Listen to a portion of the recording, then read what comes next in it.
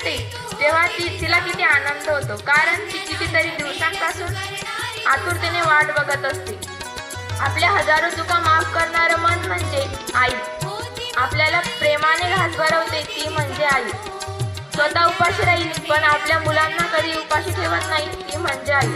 आपल्याला ती जन्म तर देतेच पण आयुष्यभर पुरेल अशी संस्कारांची, सद्विचारांची शिदोरी सोबत येत असते. फक्त आणि फक्त आपल्या मुलांसाठी आणि कुटुंबासाठी जगणारं व्यक्तिमत्व म्हणजे आई.